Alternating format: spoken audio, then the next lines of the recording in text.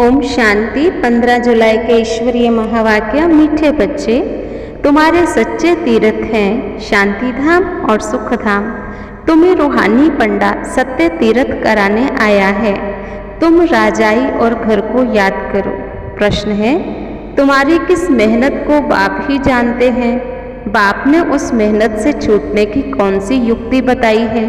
जवाब, बाप जानते हैं बच्चों ने आधा कल्प भक्ति मार्ग में दर दर भटक कर बहुत ठोकरें खाई हैं, बहुत मेहनत करते भी प्राप्ति अल्पकाल क्षण भंगुर की है। एकदम जंगल में जाकर फंस गए, विकारों रूपी डाकुओं ने लूट लिया। अब बाप इस मेहनत से छूटने की युक्ति बताते, बच्चे सिर्फ मुझे याद करो, मेरे से ही सच्ची सगाई करो। इस बेहद की सगाई में ही मजा है। देह अभिमान रूपी बड़े डाकू से बचने के लिए अपने को इस देह से न्यारी आत्मा समझो। गीत है ओम नमो शिवाय। पतित दुनिया है विषय सागर, पावन दुनिया है क्षीर सागर। तो मीठे मीठे बच्चे, तुम यह भी निश्चय करते हो हमको बाबा की श्रीमत मिली है। बाबा मतलब रूहानी पंडा मिला है। जिस्मानी पंडे हैं जिस्मानी यात्रा कराने वाले, हमें मिला है रूहानी पंडा।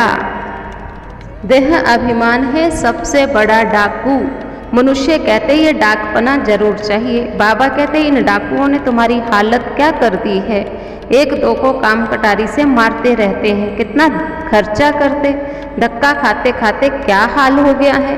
अब ये तो बेहद की बातें। आज बच्चा जन्मा खुशी हुई, कल मर जाता तो रोने लग पड़ते। दुनिया की हालत तो देखो क्या हो गई है। बाबा कहते मैं तुमको जो श्रीमत देता हूँ उस पर तुम्हें सबको चलना पड़े। तुम जानते हो कल्प कल्प श्रीमत चलने से हम श्रेष्ठ बनते हैं। भारत ही पैराडाइज था। सेंसिबल जो बच्चे हैं बरोबर समझेंगे कि भारत पैराडाइज था। हाँ, बाकी बाबा जो है सतगुरु सत बाबा भी है, सत शिक्षक भी है। उनका नाम सत्य है, सच बोलने वाला, सच जानने वाला। ग्रंथ सुखमनी में उनकी बहुत महिमा है। आकर सचखंड की स्थापना करते हैं, मनुष्यों को सच्चा बनाते हैं। तुम सबको सच बताते हो। सिख लोगों को भी समझाना बहुत सहज है।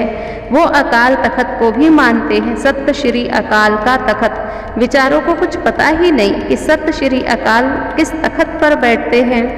आत्मा रूपी तखत पर कैसे बैठते हैं, ये कितना बड़ा तखत है। बाबा कहते बच्चे देखो, तुम जानते हो टीचर पढ़ाते हैं तो साथ में आशीर्वाद भी होती, मांगने की दरकार नहीं होती। टीचर का काम है पढ़ाना, पढ़ना तो तुम्हारा काम है। तुम्हारी बुद्धि में यह नॉलेजफुल होनी चाहिए। वैकुंठ का मालिक बनना है। देखो तुम सांवरे हो फिर गोरे बनते हो, सांवरा है तो गांव का छोरा बन जाता है। अब बाबा कहते बच्चे जितना हो सके झरमुई जगमुई को छोड़ो। शरीर निर्वाह धंधा तो करना पड़ता है, मित्र संबंधी भी ढेर हैं, परंतु उन सब से बुद्धि योग हटाए। सब संबंधों का लव सब संबंधों में तो रहता है। सर्विसेबल बच्चों को बाबा कहते मैं छाती से लगा लूं। बहुत बच्चे सपूत हैं, बहुत अच्छी सर्विस करते, अंधों की लाठी भी बनते, दुखियों का सुखधाम का मालिक भी बनाते। तो बाबा ऐसे बच्चों पर बलिहार जाता है। वंडरफुल है मनुष्यों की बुद्धि, कितना पलटाना पड़ता है बुद्धि को। अब तुम्हारी बुद्धि पलटी हुई है। यह भी तुम बच्चे जानते हो इस दुनिया की एंड है। तुम बोल सकते हो इन बॉम्ब्स आदि से सृष्टि का विनाश हुआ था। यह क्या कर रहे हो, वेस्ट ऑफ टाइम कर रहे हो। बचने का कितना प्रबंध करते हैं, परंतु मरना तो जरूर है। अच्छा मीठे मीठे सिक्की लधे बच्चों प्रति माता पिता बाप दादा का याद प्यार। Good morning. धारणा के लिए सार, अपनी बुद्धि को नॉलेज से सदा फुल रखना है। बाबा से आशीर्वाद व कृपा मांगने की बजाय पढ़ाई पर पूरा ध्यान दें। अपने ऊपर आपे ही कृपा करनी है। दुखियों को सुखधाम का मालिक बनाने की सेवा करनी है। ऐसा सपूत सर्विसेबल बनना है जो बाप भी बलिहार जाए। वरदान, मन बुद्धि की एकाग्रता द्वारा हर कार्य में सफलता प्राप्त करने वाले कर्म योगी भव। दुनिया वाले समझते हैं कि कर्म ही सब कुछ है, लेकिन बाप दादा कहते हैं कर्म अलग नहीं है, कर्म और योग दोनों साथ साथ हैं। ऐसे कर्म योगी कैसा भी कर्म होगा उसमें सहज सफलता प्राप्त कर लेगा।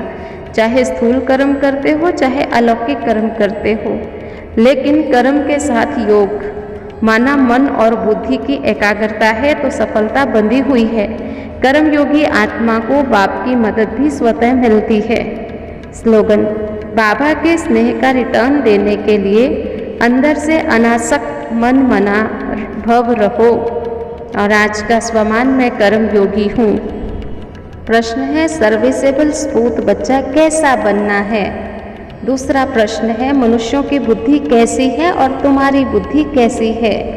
तीसरा प्रश्न है, हमें कौन सा पंडा मिला है और हम क्या निश्चय करते हैं? चौथा प्रश्न है, हमें कौन से डाकुओं ने लूटा और कौन सा डाकपना मनुष्यों को जरूर चाहिए? लास्ट प्रश्न है, आज का वरदान और स्लोगन लिखें।